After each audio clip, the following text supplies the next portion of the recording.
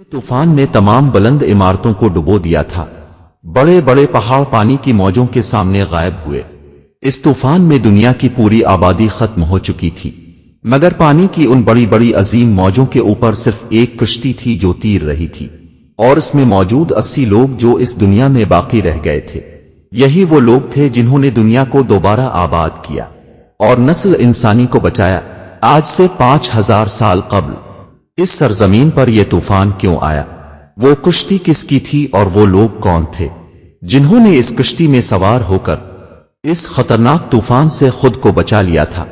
इस वीडियो में हजारों साल कबल आने वाले इस अजीम तूफान के बारे में जानेंगे, जिसे तूफान नूह के नाम से याद किया जाता है।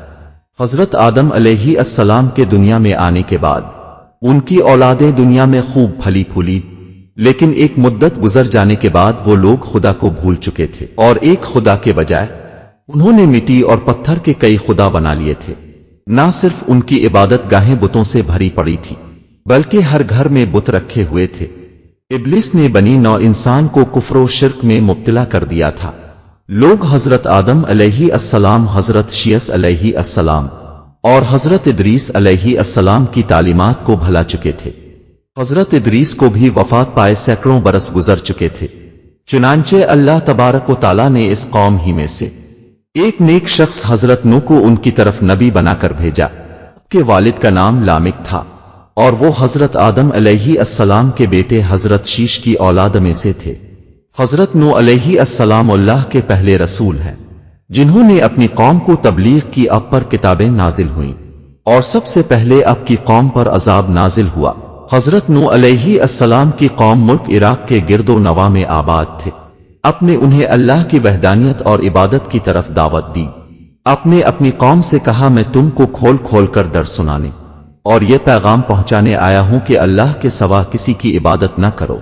अगर तुम इसी तरह कुफ्र शिर्क में मुब्तला रहे तो मुझे डर है कि तुम किसी सख्त अजाब में मुब्तला न हो जाओ। हजरत नूह अलैहिस्सलाम की कौम ने इस तबलीग के जवाब में आपको झूठा करार दिया और आपकी दावत का इनकार कर दिया। नीज धमकी दी कि अगर तुम अपने वादू नसीहत और दावत से बाज न आए तो हम पत्थर से मार मार कर तुम्हें कत्ल कर डालेंगे। इस जमाने में लोगों की उम्र काफी लंबी हुआ करती थी, लिहाजा हजरत नूह ने भी बहुत लंबी उम्र पाई थी। आपने अपनी कौम को 950 साल तक तबलीग की और बेइंतहा कोशिशें की कि वो ला शरीक माबूद पर ईमान लाकर शिर्क से तौबा कर ले, मगर उन पर कोई असर न हुआ। इस कौम में सिर्फ चंद गरीब लोग थे जो आप पर ईमान लाए, जिनकी तादाद 70-80 थे। दर्स तौहीद देते देते मुद्दत गुजर गई, उन पर कोई असर न हुआ तो उनकी मुखालफत और दुश्मनी में इजाफा होता गया। अल्लाह ने अपने नबी के इत्मीनान के लिए इनकी तरफ वही नाजिल फरमाई कि जिनकी किस्मत में दौलत ईमान थी वो ईमान ला चुके, उनके अलावा और कोई भी ईमान लाने वाला नहीं, इसलिए आप उनके लिए गमज़दा ना हो। अब मोहलत की घड़ियां खत्म होने वाली हैं, उनकी तबाही का मुकर्ररा वक्त आ पहुंचा है। अल्लाह तबारक व तआला ने हजरत नूह अलैहिस्सलाम को हुक्म दिया कि एक कश्ती बनाओ। उन्हें एक अजीम सैलाब से हलाक करना मुकद्दर हो चुका था, इसलिए पहले ही अपने नबी को अल्लाह ने कश्ती बनाने का हुक्म दिया। हुक्म मिलते ही हजरत नूह अलैहिस्सलाम कश्ती बनाने के लिए कमर बस्ता हो गए। अपने लकड़ियां जमा करनी शुरू कर दी। अल्लाह ने अपने नबी को लकड़ी काट कर तख्ता बनाने के इल्म और हुनर से नवाजा था, लिहाजा अपने इन लकड़ियों को काट कर तख्ता बनाना शुरू कर दिया। जब नूह अलैहिस्सलाम की कौम और इस कौम के सरदारों ने आपको लकड़ियां काटते देखा तो मजाक उड़ाने लगे और कहने लगे, क्या तुम नबूवत छोड़कर बढ़ई बन गए हो, और ये जो तुम कश्ती बना रहे हो क्या ये जमीन पर चलेगी? यहां तो कोई दरिया और समंदर नहीं। गरज हर तरह से आपका मजाक उड़ाया जाता, लेकिन अपने सब्र किया। इसके जवाब में सिर्फ यही फरमाते कि ए नाफरमानो, आज तो तुम मेरा मजाक उड़ा रहे हो, लेकिन अल्लाह का अजाब तूफानी शक्ल में आएगा तो फिर तुम्हें हकीकत का पता चलेगा, मगर अफसोस उस वक्त तुम्हारी कोई मुआफी कबूल नहीं होगी। जब अजाब इलाही का वक्त करीब आया तो अल्लाह ने हुक्म दिया कि हर किस्म के जानवरों का एक एक जोड़ा इसमें रख लो और जो लोग ईमान लाए हैं उन्हें भी सवार कर लो। हजरत नूह ने अहकाम खुदाबंदी के मुताबिक सबको सवार कर लिया और इबादत इलाही में मसरूफ हो गए।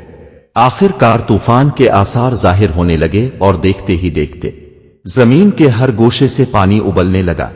आसमान से क़यामत खेज बारी हर शय को बहा कर ले जाने के दर पे थी। किश्ती तूफान के पहाड़ जैसी ऊंची लहरों पर तीर रही थी। हजरत नूह ने अपने बेटे क़िनून को देखा जो एक ऊंचे मकाम पर मौजूद था।